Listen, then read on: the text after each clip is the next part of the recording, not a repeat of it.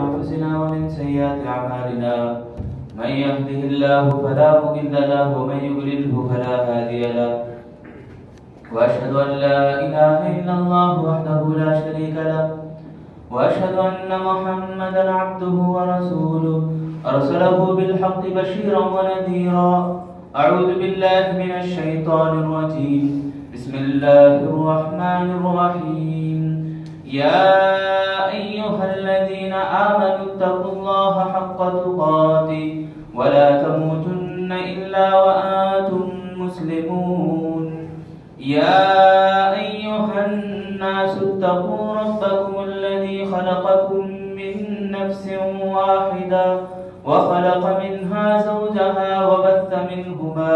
وبث منهما رجالا كثيرا ونساء واتقوا الله الذي تساءلون به والأرحام إن الله كان عليكم رقيبا يا أيها الذين آمنوا اتقوا الله وقولوا قولا سديدا يصلح لكم أعمالكم ويغفر لكم ذنوبكم ومن يطع الله ورسوله فقد فاز فوزا عظيما أما بعد فإن خير الحديث كتاب الله وخير الهدي هدي محمد صلى الله عليه وسلم وشر الأمور محدثاتها وكل محدثة بدعة وكل بدعة ضلالة وكل ضلالة في النار أعوذ بالله السميع العليم من همزه ونفخه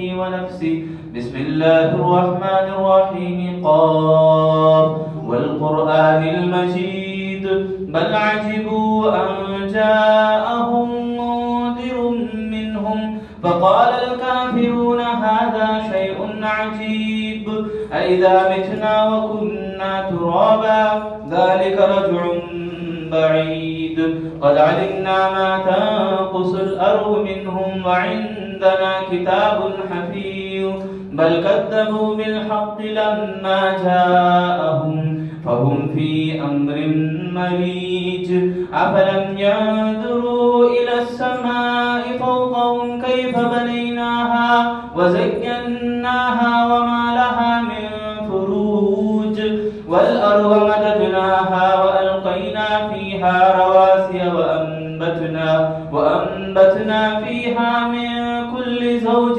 بهيج تبصرة وذكرى لكل عبد منيب. محترم بزرگان دین اور عزیز نوجوان ساتھیوں اور چھوٹے بھائیوں اور خواتین اسلام، تمام قسم کی تعریفیں اس اکیلے اللہ وحدہ لا شریک لہ کے لیے لائق و زیبا ہے جو ساری کائنات کو اکیلے تنہا پیدا کیا. وہی ہم سب کا رب العالمین ہے، ہم سب کو کھلانے پلانے والا ہے. میرے دینی بھائیوں، اس اللہ تعالیٰ کا ہم پر بے انتہا شکر اور فضل ہے کہ اس نے ہمیں اسلام کی دولت سے مالا مال کیا اور ایک بہترین زندگی دیا. اس زندگی کو کیسے ہم کامیاب بنا سکتے ہیں اس کے طور طریقے اور اس کے راستے بتایا اور ہموار کیا. اور ہمارے لیے ایک آئیڈیل، ایک نمونے کے طور پر ہم انسانوں ہی میں سے ایک رسول کو مبعوث کیا. تمام انبیاء علیہ السلام کے اوپر درود و سلام ہو اور ہمارے جناب محمد رسول اللہ ہمارے نبی صلی اللہ علیہ وسلم کے اوپر بھی اربھا کروڑوں درود و سلام ہوں. اللہم صلی وسلم علی نبینا محمد صلی اللہ علیہ وسلم. محترم میرے دینی بھائیو، آج میں آپ کے سامنے جو باتیں لے کر کھڑا ہوں وہ ہے اسلام کے ارکان اور آج کا مسلمان. جیسا کہ ہمیں اس سے پہلے خطبوں میں سنے تھے حدیث جبرائیل علیہ السلام ایک استاد کی حیثیت سے، ایک سائل سوال کرنے والے کی حیثیت سے نبی صلی اللہ علیہ وسلم کے پاس آ کر قریب بیٹھ کر سوال اور جواب کیے تھے. تو اس میں سے ایک سوال آیا تھا کہ اسلام کے ارکان مجھے بتائیں. دراصل وہ سائل کا اپنے لیے پوچھنا نہیں تھا بلکہ لوگوں کو دکھانے کے لیے، لوگوں کو سکھانے کے لیے پوچھنا تھا. اسی لیے اللہ کے نبی صلی اللہ علیہ وسلم نے عمر بن خطاب رضی اللہ عنہ سے پوچھا تھا، کیا عمر تم جانتے ہو کون آیا تھا یہ؟ اتدری من السائل یا عمر؟ تو عمر رضی اللہ عنہ نے کہا تھا کہ اللہ اور اس کے رسول بہتر جانتے ہیں. تو اللہ کے نبی صلی اللہ علیہ وسلم نے فرمایا تھا فَإِنَّهُ جبریل. یہ آئے تھے, آنے والے کون تھے؟ جبریل علیہ السلام تھے. یعلمکم دینکم, وہ اس لیے آئے تھے کہ وہ تمہیں دین سکھائیں. میرے بھائیو, یہ دین سکھانے کے لیے آئے تھے جبریل علیہ السلام. تو سیکھنے والے وہاں جو تھے صحابہ اکرام, وہ صرف صحابہ کے لیے خاص نہیں تھا. یہ دین قیامت تک کے آنے والے جتنے لوگ ہیں, جتنے بھی انسان ہیں, تمام انسانوں کے لیے ہے وہ دین. صرف مسلمانوں کے لیے خاص نہیں, بلکہ یہ اسلام تمام لوگوں کے لیے ہدایت اور جیون جیوتی کے طور پر اللہ تعالیٰ نے بھیجا ہے, ہمارے لیے نازل کیا ہے. میرے دینی بھائیوں, تو اسلام کے ارکان میرے اور آپ کو سیکھنا ازحد ضروری ہے, سیکھنا لازم ہے. امام ابن قیم رحمہ اللہ کا قول ہے کہ وہ کہتے ہیں کہ انسان کو کھانے پینے سے بھی زیادہ علم سیکھنا ضروری ہے. کھانے پینے سے بھی زیادہ ازحد ضروری ہے اس کو علم سیکھنا, کیونکہ کھانے پینے سے آدمی زندہ نہیں رہ سکتا. بس علم نہ سیکھا, دین نہ سیکھا تو اس کی دنیا بھی اور آخرت بھی برباد. کھانے پینے سے صرف زندگی دنیا کی ختم ہو سکتی ہے, مگر علم نہ سیکھنے سے انسان کی دنیا بھی برباد ہو جاتی ہے, ختم ہو جاتی ہے, اور آخرت بھی اس کی برباد ہو کے رہ جاتی ہے, ختم ہو جاتی ہے. اسی لیے ارکان اسلام ہمیں سیکھنا بے حد ضروری ہے. تو آئیے ایک سرسری نظر ارکان اسلام کے اوپر. اسلام کے جو ارکان ہیں 5 ہیں. یہ 5 بنیادوں کے اوپر کھڑا ہے اسلام. اسلام کی عمارت ایسے بھی ہم کہہ سکتے ہیں, جو بھی عمارتیں ہم کھڑی کرتے ہیں تو وہ اسلام کی عمارت بھی ایک ہے, تو اس کی عمارت 5 بنیادوں کے اوپر ہے. سب سے پہلے شہادت اللہ الہ الا اللہ. صحیح بخاری اور مسلم کی مشہور حدیث ہے اسلام کے ارکان کے تعلق سے, شہادت اللہ الہ الا اللہ وان محمد رسول اللہ واقام الصلاۃ وایتاء الزکاۃ وتصوم رمضان وتحج البیت من استطاع الیہ سبیلا. تو اس سے جو صحیح بخاری اور مسلم کی حدیث ہے کہ ارکان 5 بیان کیے گئے, جس میں سے کلمہ شہادت ہے, یعنی اس بات کی گواہی دیں ہم کہ اللہ کے علاوہ کوئی معبود برحق نہیں, اور محمد صلی اللہ علیہ وسلم اللہ کے نبی اور اس کے سچے رسول ہیں. اور اسی طرح نمازوں کو قائم کریں, رمضان کے روزے رکھیں, زکوٰۃ ادا کریں اور حج قائم کریں. یہ 5 ارکان ہیں اسلام کے. اگر گہرائی میں اگر گئے ہم, یعنی اس کے دبت میں جا کر دیکھیں, تو کیا انسان خالی کلمہ پڑھ لیا, بیٹھ گیا, ہفتوں کے ٹائم ملا, نماز پڑھ لیا, رمضان کے روزے, رمضان آیا تو روزے 1-2 روزے رکھ لیا, اب جب ذمہ داری یعنی جب سمجھ میں آئی حج کے تعلق سے کچھ اہم ذمہ داری ہے بول کر تو حج کر لیا, اب چھوڑ دیا, ایسا نہیں ہے. یعنی یہ تماشائی نہیں ہے اسلام. مسلمان آج تماشا بنا کے بیٹھے ہیں, نہیں, آج کے مسلمان تماشا بنا کے بیٹھے ہیں کہ جب من میں آئے نماز پڑھ لیے, جب من میں آئے روزہ رکھ لیے, جب من میں آیا حج کے لیے نکلے. ایسی بات نہیں ہے میرے بھائی. اسلام کے ارکان ہمارے لیے سیکھنا ایسا ہی لازم ہے جیسا ہمارے کو بھوک لگنے پر کھانا ہمیں لازم کر لیتے ہیں, اس سے بھی زیادہ ہے, اس سے بھی زیادہ ہے. اسلام کے ارکان کو سیکھنا, پہلے سیکھنا ہے میرے اور آپ کے لیے, اس کے بعد عمل کرنا ہے. سیکھیں سب سے پہلے کہ کلمہ طیبہ, کلمہ شہادت, اس کے کچھ ارکان ہیں, اس کے کچھ شروط ہیں. آدمی جب بولتا ہے تو اس کے اوپر مکمل پابندی کرے. ایک حدیث آتی ہے سفیان ثوری رحمۃ اللہ علیہ, سفیان ثوری رضی اللہ تعالیٰ عنہ کے تعلق سے, وہ اللہ کے نبی سے پوچھتے ہیں, اللہ کے نبی صلی اللہ علیہ وسلم مجھے کچھ نصیحت کیجیے. اللہ کے نبی صلی اللہ علیہ وسلم فرماتے ہیں, دیکھو نصیحت, صحابہ کرام کبھی کبھی کیسا کرتے تھے, کیسا پوچھتے تھے, اللہ کے نبی میں آپ کے بعد کسی کے پاس نہیں جانا, آپ سے کوئی بات سن لیا میں, وہ میرے لیے نجات کا باعث بن جائے, اسی کے اوپر میں عمل کروں اور میں جنت میں چلا جاؤں. ایسے آپ بتائیے, ایسی کچھ باتیں آپ مجھے سکھائیے. تو اللہ کے نبی صلی اللہ علیہ وسلم بھی ان کو ان کے مزاج کو پکڑ کو ایک بہترین اور جامع بات بتا دیتے تھے. اللہ کے نبی نے کہا قل آمنت باللہ ثم استقم. کیا مشکل ہے میرے بھائی؟ قل آمنت باللہ, بولو اللہ پر میں نے ایمان لایا, پھر اس کے بعد ڈٹ جاؤ, اس کے اوپر اڑ جاؤ, اس سے ہٹو نہیں, ثابت قدمی اختیار کر لو. میرے بھائی کوئی مشکل کام نہیں ہے کہ آدمی زبان سے بول دیا اور اس کے اوپر کھڑ گیا, اڑ گیا, اس کے اوپر کچھ بھی آنچ آئے, کچھ بھی دھکا لگے, کوئی بھی رکاوٹ آئے تو ہٹے نا. سننے بولنے کے لیے اچھا ہے، جب زندگی کے اوپر بیتتا نہیں، جنت کمانے کے لیے آدمی کو آگے بڑھنا پڑتا ہے، اس وقت اس کو سمجھ میں آتا ہے ڈھیر ساری رکاوٹیں وہ اس کے سامنے آتی ہیں، وہ بنا لیتا ہے، آدمی خود بنا لیتا ہے، رکاوٹوں کو اپنے آپ کریٹ کر لے رہا۔ آج میرے بھائیوں آج میں دیکھنے کی ضرورت ہے یہ ارکان کے اوپر میں اور آپ کتنا سیکھے ہیں، سیکھنے والے بن رہے ہیں، سیکھے ہیں ہم تو اس کے اوپر عمل کرنا ہمارے لیے لازم ہے، کیونکہ میرے اور آپ کا ہر عمل، ہر حساب، ہر بات حساب میں نوٹڈ ہے۔ ما يلفظ من قول الا لديه رقیب عتید، ہم جو بھی بولتے ہیں، کرتے ہیں، سوچتے ہیں، من میں آنے والی باتیں، ان تمام کا اثر ہمارے اوپر ہونے والا ہے، ہمارے اوپر ہونے والا ہے، ہم چاہیں نہ چاہیں گھسیٹ کر لے جانے والے ہیں ہمیں۔ فرشتے آئیں گے اور ہماری پرمیشن نہیں پوچھیں گے، ہماری اجازت نہیں پوچھیں گے، آئیں گے کہ آپ دعوت کو، ایسی بات نہیں چلے گی وہاں پہ، وہاں رہے گی تو بات اللہ رب العالمین کی۔ لمن الملک، اللہ تعالیٰ یعنی آج کی بادشاہت کس کی ہے، اللہ تعالیٰ خود پوچھیں گے، للہ رب العالمین، یعنی اللہ رب العالمین کے لیے۔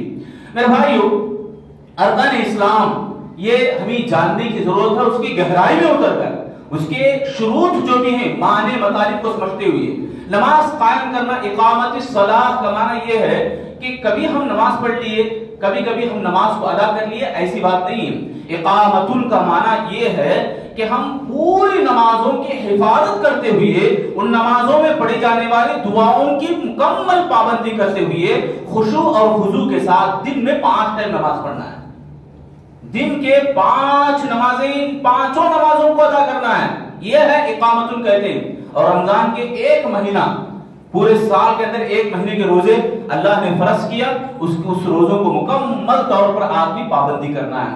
اب زکوٰۃ اور حج یہ دونوں ایسے ہیں کہ مالداروں کے اوپر ہی یہ فرض ہے، مالدار اور صاحب حیثیت، حج کے لیے تو جانے آنے کے لیے بھی طاقت رہنا اور مال بھی ہونا ہے، اور یہ زکوٰۃ آدمی کے پاس اگر مال ہے، اس کے اوپر ہی نصاب کا وقت گزرتا ہے، 1 سال کا نصاب گزرتا ہے، اس کے جتنے بھی شروط ہیں اس کے بعد زکوٰۃ فرض ہوتی ہے۔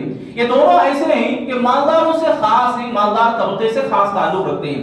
رہی 3 باتیں جو غریب مالدار سب برابر ہیں اس میں، کہ وہ کلمہ شہادت پڑھے خلوص للہیت کے ساتھ، اور ساتھ میں نماز کی ادائیگی اور رمضان کے روزے، یہ تینوں ہر آدمی کو اپنانا چاہیے، چاہے وہ مالدار ہو یا غریب ہو۔ تو یہ 3 کام ہمیں ہر کوئی کرنا ہے نا میرے بھائی، ہمیں ہر کوئی ادا کرنا ہے۔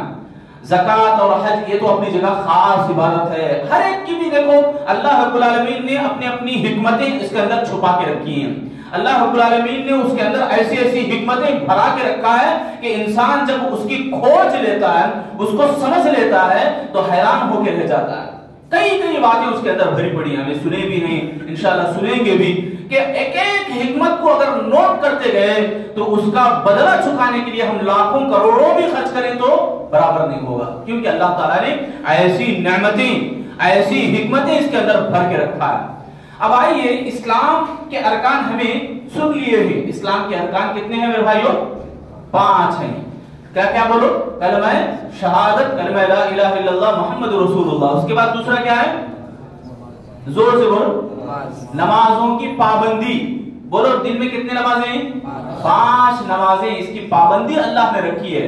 5 ٹائم اذان سے جو بلاوا ہوتا ہے کہ حی علی الصلاۃ حی علی الفلاح، یہ اللہ تعالیٰ کی طرف سے ایک پیغام ہے، ندا ہے، آپ کو دعوت دی جا رہی ہے، یہ آپ اسلام والے ہیں، آپ مسلمان ہیں تو اس کا ثبوت آپ دو، اس کے اوپر آپ ثابت قدم رہو، یہ ندائیں ہیں، یہ اناؤنسمنٹ ہے اسلام کی جانب سے۔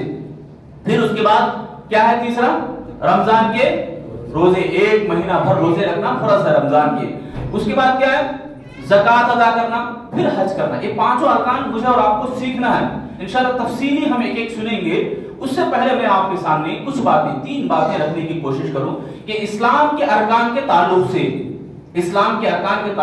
میں اور آپ کیسے اپنے آپ مینٹلی پریپیئر ہوں، اپنے دماغی طور پر میں اور آپ کیسے اس کے ساتھ توجہ کریں، کیسے اس کے ساتھ ہم تعلق رکھیں، اس کے ساتھ کیسا سلوک کریں۔ یہ جو ارکان ہیں 5 ارکان اسلام کے ساتھ ہمارا رویہ کیسا ہونا۔ میرے بھائیو ابوالکلام آزاد ایک بہت بڑے مفسر قرآن اور بہت بڑے حکمران تھے اس ملک کے ہندوستان میں آزادی سے پہلے، وہ اس وقت کے مسلمانوں کو دیکھ کر پیشن گوئی دی تھی کہ مسلمانوں سے کہا تھا کہ لوگوں ذرا غور کرو، آج ہمارے پاس کیا باقی رہ گیا؟ ہمارے پاس کوئی حکومتیں نہیں ہیں، ہم حکومتوں کے سربراہ نہیں ہیں، حکومتوں میں لیڈر بن کے ہمارے نہیں ہیں، ہم جس کی وجہ سے لوگوں کے اوپر رعب و دبدبہ بٹھا سکیں، اور ہمارے پاس کوئی دولت اور ثروت بھی نہیں ہے، دولت جس کی وجہ سے ہم اپنی بات کو منوا سکیں، جس کی وجہ سے ہم اپنا لوہا منوا سکیں، ہمارے پاس کچھ بھی باقی نہیں رہا۔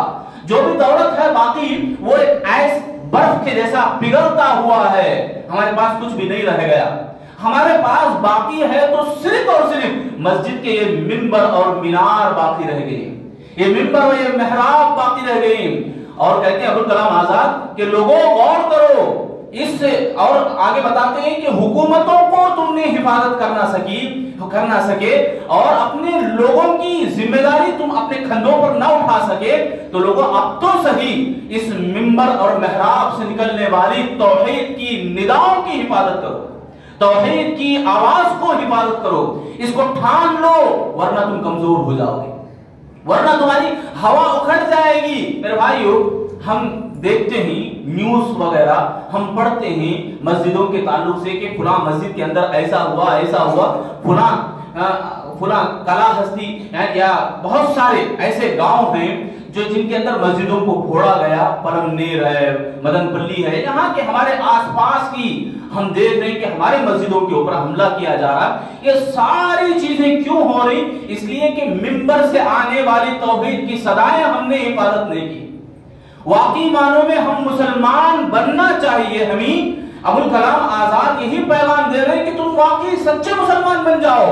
سچے مسلمان بننے کے لیے تمہارے لیے اب باقی ہے تو صرف یہ کہ منبر سے نکلنے والی آواز، ابھی جو کھڑا ہے خطیب تمہارے سامنے، جو پیغام تمہیں دے رہا ہے، جو آواز تمہارے کانوں تک پہنچا رہا ہے، ان آوازوں کو یاد رکھو اور حفاظت کرو۔ یہ ہم سے نہیں ہو سکا، ہم نے دیکھا ہے ابھی مسجدوں کے محراب توڑے گئے، مسجدوں کے منبر پھوڑے گئے، در و دیوار توڑے گئے، توڑ رہے ہیں میرے بھائی۔ مسجدوں کی حفاظت ہمارے سے نہیں ہو پا رہی، کیوں؟ یہ ابوالکلام آزاد پہلے ہی بتا چکے، ابوالکلام آزاد پہلے ہی بول چکے کہ لوگوں اگر تم نے توحید کی ندا کی حفاظت نہ کی تو تمہارے پاؤں اکھڑ جائیں گے، تم کچھ نہیں کر سکو گے۔ آج ہم اپنے آنکھوں سے دیکھ رہے ہیں، آج ہم اپنے آنکھوں سے اس کا جائزہ لے رہے ہیں، تو میرے بھائیو ضروری ہے کہ اسلام کے ارکان کو ہم سیکھیں، مکمل طور پہ مسلمان بننے کی کوشش کریں۔ اللہ نے کہا یا ایھا الذین آمنوا ادخلوا فی السلم کافہ، لوگوں اسلام میں داخل ہو جاؤ مکمل طور پر، ادھورے نہیں۔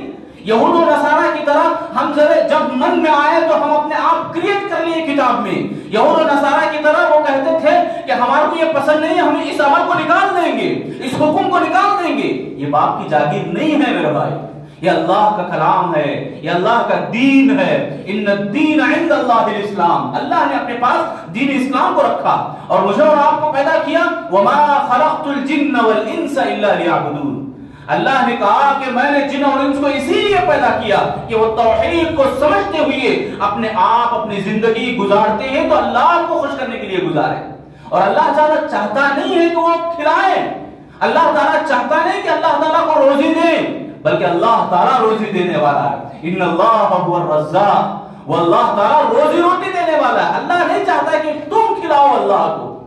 سورہ زاریات کی آیتیں ہی اس کا ترجمہ ہے۔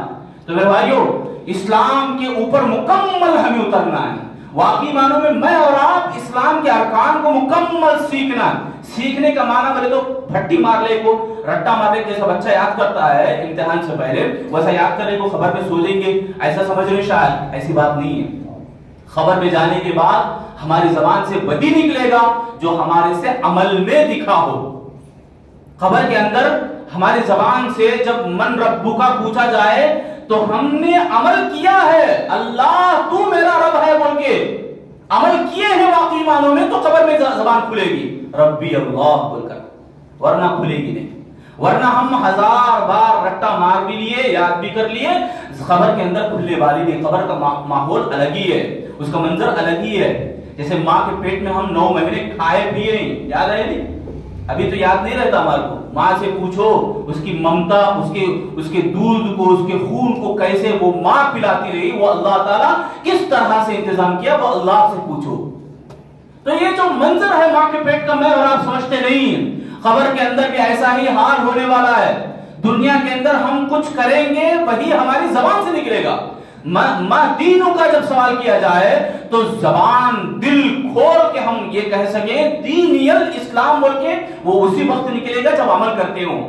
ہم کتنے مسلمان ہیں، کتنے پانی میں ہیں ہم اسلام کے، ہم کتنا اسلام کو اپنائے ہوئے ہیں. اپنے آپ غور کرو میرے بھائی، ہم کیا سچے مسلمان ہیں؟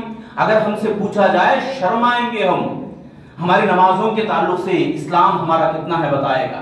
ہمارے روزے ہمارے کو بتاتے ہیں کہ میں اور آپ مسلمان کتنے ہیں. ہمارے ڈھنگ دوسروں کے تعلق سے، ہمارا رویہ، سلوک ہمارا، ہم ایک دوسرے سے بات چیت کیسا کرتے ہیں، یہ اسلام ہمارا بتاتا ہے کہ کتنا میں مسلمان ہوں.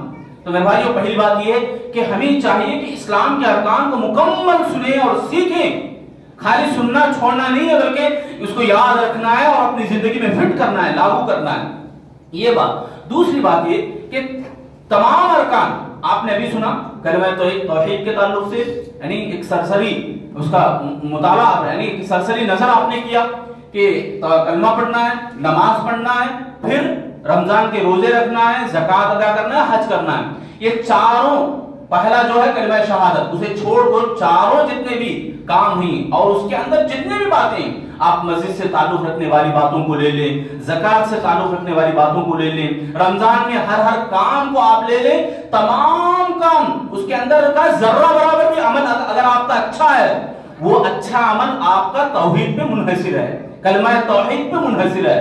جو کلمہ آپ پڑھتے ہیں لا الہ الا اللہ، اس کلمے کے شروع کے اوپر آپ کو اترنا ہے. آپ عمل کر رہے ہیں، پہاڑ برابر آپ صدقہ و خیرات کر رہے ہیں، آپ کے اندر کہیں نہ کہیں کلمہ لا الہ الا اللہ کے اندر خلل پایا جا رہا ہے. مثلا آپ تو کلمہ پڑھ لیے، اللہ کے علاوہ کوئی معبود برحق نہیں بلکہ مانتے ہیں، مگر دل کے اندر کہیں نہ کہیں ایک چھوٹا سا کونا یہ بول رہا ہے کہ نہیں، فلاں درگاہ کے پاس فلاں بابا، فلاں صحابی، فلاں ستارہ، یا فلاں بہت ساری چیزیں، ان تمام چیزوں کو آپ کے دل کے چھوٹے کونے میں بھی رکھیں تو آپ کا کلمہ خلل میں ہے، آپ خطرے میں ہیں. یعنی کلمہ توحید کو آپ سمجھے نہیں ہیں. یہ تمام باتیں کلمہ توحید کے اوپر منحصر ہیں. جو بھی آپ کام کرتے ہیں، بیٹھے ہیں، کھڑے ہیں، کرتے ہیں، کوئی بھی کام آپ سے ادا ہونے والا وہ عمل جس کے تعلق سے سورہ زلزال میں اللہ نے کہا فَمَن يَعْمَلْ مِثْقَالَ ذَرَّةٍ خَيْرًا يَرَهُ وَمَن يَعْمَلْ مِثْقَالَ ذَرَّةٍ شَرًّا يَرَهُ. بہت ساروں کو سورہ یاد بھی رہے گا، ترجمہ بھی یاد رہے گا، کچھ لوگوں کو یاد نہیں رہتا. اس میں اللہ تعالیٰ خاص عمل ذکر نہیں کیا کہ فلاں عمل کرو تو بدلہ دیتا ہوں، فلاں عمل کرو تو بدلہ نہیں دیتا. ایسی بات نہیں ہے. اللہ نے کہا ایک عام بات، آپ جو بھی کرو ذرہ برابر کا میں بدلہ دینے والا. آپ جو بھی کرو، یہاں کوئی خاص عمل ذکر نہیں کیا گیا. آپ جو بھی کرتے ہیں اس کا بدلہ، اس کا رزلٹ آپ کو دیکھنا پڑے گا. ذرہ کہتے ہیں جو کھڑکیوں سے سورج کی شعاعیں پڑتے نہیں، ان شعاؤں میں نظر آنے والی چیز کو ذرہ بولتے ہیں. اتنے سے چیز بھی آپ کیے ہیں، اتنا سا بھی عمل آپ کیے ہیں، اس کا بدلہ بھی اللہ دے گا. اللہ تعالیٰ جب کہا ہے تو اس میں جھوٹ ذرہ برابر بھی نہیں ہے.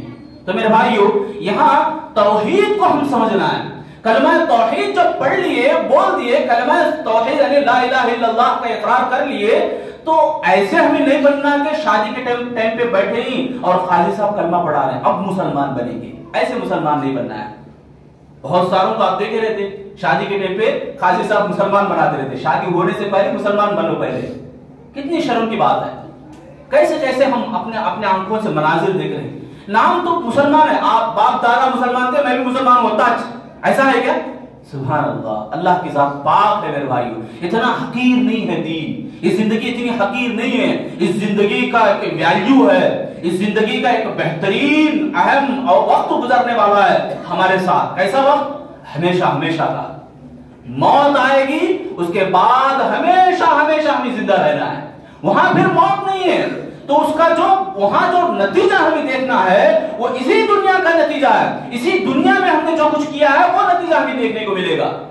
اسی وجہ سے صحابہ اکرام کہتے تھے کاش میں تنکا ہوتا، کاش میں پرندہ ہوتا کیوں بولتے تھے؟ حساب و کتاب سے اڈر جاتے تھے.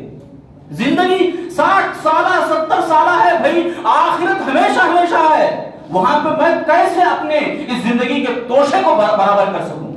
سمجھ رہے میرے بھائیو کتنی بڑی بات ہے یہ؟ توحید کو ہم سمجھنا ہے میرے بھائی. اللہ تعالیٰ فرماتے ہیں لا اکراہ فی الدین قد تبین الرشد من الغی فمن یکفر بالطاغوت ویؤمن باللہ فقد استمسک بالعروۃ الوثقی لا انفصام لها واللہ سمیع علیم. یعنی اللہ تعالیٰ کہتے ہیں دین کسی کے اوپر زبردستی نہیں کرتا. اسلام ایسا نہیں کہ زبردستی کسی کو قبول کروائے، زبردستی نہیں. لا اکراہ فی الدین قد تبین الرشد من الغی. اور جو آدمی جس کو سمجھ میں آ گیا کہ یہ رشد اور ہدایت ہے، یہ دین اسلام میری زندگی کا روشن مینار ہے، میری زندگی کو سافل کرنے والا ہے، کامیاب کرنے والا ہے، تو اس کے لیے مثال بیان کی جاتی ہے تفسیر کے اندر.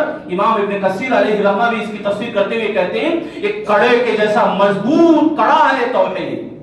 قد تبین الرشد من الغی فمن یکفر بالطاغوت. یہ طاغوت کو انکار کرواتا ہے، یعنی جتنے بھی اللہ کو چھوڑ کر جس کی بھی پوجا کرتے ہیں یہ سارے طاغوت اس کی انکار کرواتا ہے. اور کلمہ توحید ایسا مضبوط کڑا ہے جس کڑے کے اندر پوری دنیا کی پوری کائنات کی طاقتیں اس کے اندر رکھیں تو یہ کڑا ایسا مضبوط ہے کہ سب کو پارا پارا کر کے رکھ دیتا ہے. اتنی مضبوط طاقت ہے اس کے اندر. کس کے اندر؟ کلمہ توحید کے اندر. جو کلمہ پڑھتے رہے ہمیں لا الہ الا اللہ، اسی کلمہ توحید کی بنیاد پر اللہ تعالیٰ نے پوری کائنات کو بنایا. کلمہ توحید جو لا الہ الا اللہ ہم پڑھتے ہیں پوری زمینوں کو اللہ نے بنایا. اسی کلمے کی وجہ سے اللہ نے دیکھنا چاہا کون کتنا اترتا ہے اس کلمے کے اوپر، کون کتنا توحید کو سمجھتا ہے اور توحید کی نعمت کو جانتا ہے. میرے بھائیو معمولی نعمت نہیں ہے توحید. اس کو جو سمجھ گیا، کلمہ توحید کو جو سمجھ گیا وہ پار ہو گیا، وہ آدمی کامیاب ہو گیا. سمجھا نہیں تو اس کے لیے وہ ہزاروں نیکیاں کام نہیں آئیں گے. سمجھا ہے اللہ رب العالمین کل قیامت کے دن مسند احمد کی حدیث میں ایک بندے کو بلائے گا جس کے زندگی کے اندر ڈھیر سارے گناہ مگر ایک پرزہ رہے گا، ایک چٹھی ایسی رہے گی، وہ اخلاص کے ساتھ کلمہ پڑھا رہتا ہے. کلمہ اخلاص کے ساتھ وہ پڑھا رہتا ہے. وہ اللہ کے نبی صلی اللہ علیہ وسلم فرماتے ہیں اس ایک کلمہ جو اخلاص کے ساتھ وہ زبان سے ادا کیا اس عمل کو اللہ پسند کرتا ہے اور اسے جنت دے دیتا ہے. نبی صلی اللہ علیہ وسلم فرماتے ہیں یہ اس آدمی کے لیے خاص تھا. اس کے بعد اللہ تعالیٰ اپنی مرضی چلاتا ہے، جس کو جیسا گناہ کے بدلے میں جزا دے سزا دے وہ اس کی مرضی ہے. تو میرے بھائیوں بتانے کی بات یہ ہے، دوسری بات میں آپ کو سمجھانا چاہ رہا ہوں، بتانا چاہ رہا ہوں، توحید بہت عظیم نعمت ہے. توحید کو جو آدمی سمجھ گیا وہ بیڑا پار ہو گیا اس کا، یعنی کامیاب ہو گیا، ورنہ وہ ناکام اور در در کی ٹھوکریں کھائے گا. توحید کو نہیں سمجھے لاکھوں کروڑوں نیکیاں بھی پارا ہے، پانی میں پھر جائیں گی. اما عائشہ صدیقہ رضی اللہ تعالیٰ عنہ ایک آدمی جو بہت سارے صدقے کیا کرتا تھا اور بڑی بڑی دیگوں میں وہ کھانے کھلایا کرتا تھا، اس آدمی کے تعلق سے پوچھتے ہیں، اس آدمی کے بارے میں نبی صلی اللہ علیہ وسلم سے پوچھتے ہیں اللہ کے نبی صلی اللہ علیہ وسلم کیا اس کی نیکیاں کام نہیں آئیں گی؟ اللہ کے نبی صلی اللہ علیہ وسلم نے فرمایا کہ وہ کبھی بھی اللہ سے یہ نہیں کیا، دعا نہیں کیا کہ اللہ مجھے معاف کر، تو اللہ تعالیٰ اس کے تمام نیکیوں کو دھول کی طرح اڑا دے گا.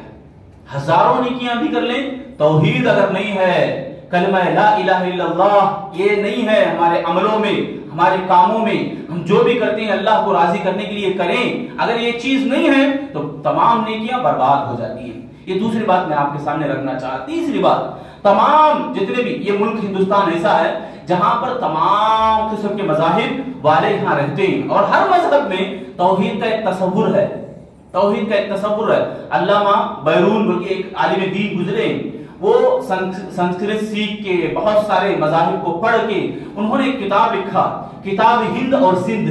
اس کتاب کے اندر ہندوازم کے تعلق سے دو فرقے انہوں نے بیان کیا، اس کا ڈیفینیشن لکھا.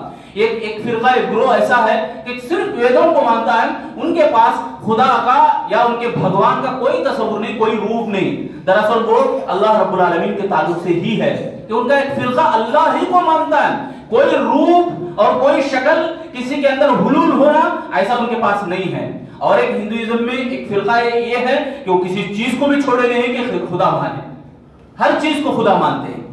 تو وہ کتاب ہند اور سندھ میں لکھے ہیں۔ تو ہمارے پاس بھی اس ملک کے اندر بھی بہت سارے ایسے لوگ ہیں جو اللہ رب العالمین کو واقعی معنوں میں پہچانتے ہیں، بس ضرورت ہے میں اور آپ ان تک پہنچیں، ان تک جائیں، ان سے بات کریں بس۔ البتہ جو کچھ لوگ ہیں جن کے ذہنوں کے اندر زہر اگلوایا گیا ہے کچھ باتوں کو لے کر، مثلا قرآن کے تعلق سے کہ قرآن کے اندر کافروں کو قتل کرنے کی بات ہے، قرآن کے اندر بتوں کے خلاف بات ہے، ایسی ویسی باتیں ہندوؤں کو جا کر بہکانا، ان کو مسلمانوں کے خلاف ورگلانا، پھر مسلمانوں کے پاس آ کر دیکھو ان کو کیسے تم معاف کرو گے، یہ ایسے ایسے لوگ ہیں، یہ کفر کرنے والے، شرک کرنے والے، ان کو قتل کرو، گناہ کرو، یہ کرو۔ یہ مسلمانوں میں سے بھی اور ہندوؤں میں سے آج ہمیں دیکھتے ہیں کہ اسلام بولتے ہی ان کو نفرت ہو جاتی ہے، لفظ اسلام سے مسلمان سے دشمنی ان کو ہو گئی، تو وہ اس طرح کے کام کرتے ہیں۔ یہ دراصل یہودی قسم کے لوگ ہیں، منافقین قسم کے لوگ ہیں، یہ دونوں کو ورگلا کر دشمنیاں پیدا کرے اور لڑائی جھگڑے پر معمور کر دیے۔ پہلے میں جو بات بتایا ابوالکلام آزاد کی، وہ جو پیشن گوئیاں دیکھنے کو مل رہے وہ انہی کچھ لوگوں کی وجہ سے۔ اسلام دشمن جو لوگ تھے وہ کچھ ہی ہیں، ان کچھ لوگوں کی وجہ سے آج ہندوستان کے اندر محبتیں بکھر گئی، ورنہ جیسے جھنڈے کے اندر جو رنگ الگ الگ ہیں، تمام لوگ بھی ایک مانتے ایک جیسا جیتے تھے، اس سکون اور ماحول اور سکون اور امن کے ماحول کو بگاڑنے کا سبب جو بنے وہ کچھ لوگ ہیں، ان کو اللہ ہدایت دے، ہم یہی دعا کریں گے۔ البتہ ان کچھ لوگوں سے ہم بچیں اور ان کے شر سے واقف ہونا ہے، ان کے شر سے ہمیں معلوم کرنا ہے، اپنے آپ کو بچانا ہے، تو ہمیں پہلے واقعی معنوں میں مسلمان بننا ہے، سچے معنوں میں اسلام کو ہمیں سمجھنا ہے۔ یہاں کی جو زمینیں گواہ ہیں، یہاں کا آسمان گواہ ہے کہ کتنا خون بہا اس ملک کو اتحاد پر، اس ملک کو آزاد کرنے پر لانے کے لیے، تمام مسلمانوں کو یکجا کرنے کے لیے، تمام یہاں کی ہر ہوا ہر چیز گواہی دیتی ہے اللہ رب العالمین کے دربار میں۔ مگر میرے بھائیو، ضرورت ہے آج مجھے اور آپ کو اس دین کو سمجھنے کی، دین اسلام کو سمجھنے کی۔ یہ ارکان اسلام جو ہے اس کو سیکھنا اور سننا کافی نہیں ہوتا، بلکہ عمل کرنا بے حد ضروری ہے۔ عمل سے ہی ہماری زندگی بنتی ہے، جنت بھی جہنم بھی۔ تو بہرحال یہ کچھ باتیں تھی میں آپ کے سامنے رکھنا چاہا۔ ہمارے لیے خلاصہ یہی ہے، خلاصہ کلام کے طور پر ایک بات اگر کہیں تو عمل کرنا ہے، سیکھنا ہے اور عمل کرنا ہے۔ تو اللہ سے میں دعا کروں گا اللہ تعالی ہم تمام لوگوں کو جو بھی باتیں سنے ہیں اللہ تعالی ہم تمام کو یاد رکھنے کی توفیق عطا فرمائے۔ الہ العالمین ہم تمام لوگوں کے اوپر رحم و کرم کا معاملہ فرما، ہمیں عمل کرنے کی توفیق عطا فرما۔ اے اللہ ہمیں جب تک زندہ رکھ ایمان کی ثابت قدمی ہم سب کو نصیب فرما۔ اے اللہ ہمیں جب تک اس دنیا کے اندر، اس دھرتی کے اندر رکھ، ایمان کو پھیلانے والا، ایمان کا بول بالا کرنے والا ہمیں بنا کے رکھ۔ اے اللہ ہمارے اندر جتنے بھی پریشان حال ہیں اللہ پریشانیوں کو دور فرما، مصیبت سے دو چار ہیں اللہ مصیبتوں کو دور فرما۔ اے اللہ ہمیں جو بھی بیمار حال ہیں بیماروں کو شفا عاجلہ نصیب فرما۔ اے اللہ ہمیں جو بھی قرض سے دو چار ہیں قرضوں کا بندوبست عطا فرما۔ اے اللہ ہم سب لوگوں کو ایک دوسرے سے محبت کرنے کی توفیق دے، مسلمانوں کو اتحاد کی توفیق نصیب فرما، مسلمانوں کو سلف صالحین کی زندگیاں پڑھ کر ہم سب کو سچے پکے مسلمان اور مومن بننے کی توفیق عطا فرما۔ اے اللہ نمازوں کا پنجگانہ نمازوں کا پابند ہم سب کو بنا، ہمارے پچھلے رمضان کی نیکیوں کو قبول فرما۔ اے اللہ نیکیاں ہمیں کثرت سے کرتے رہنے کی توفیق عطا فرما۔ اے اللہ ہم سب لوگوں کو ایک بنا، نیک بنا، صالح بنا اور ہمیں قبر کی تیاری کرنے کی توفیق عطا فرما۔ جو بھی ایمان کی حالت میں قبر کے اندر پہنچے اللہ سب کی مغفرت عطا فرما، ان کی قبروں کو کشادہ فرما۔ موت کے بعد کی تیاری کرنے والے حقیقی معنوں میں عقل مند ہیں اللہ ہم سب کو ان عقل مندوں میں شمار عطا فرما۔ آمین یا رب العالمین۔ بارک اللہ لنا ولکم فی القرآن المجید ونفعنا وإياكم إنه تعالى جواد کریم۔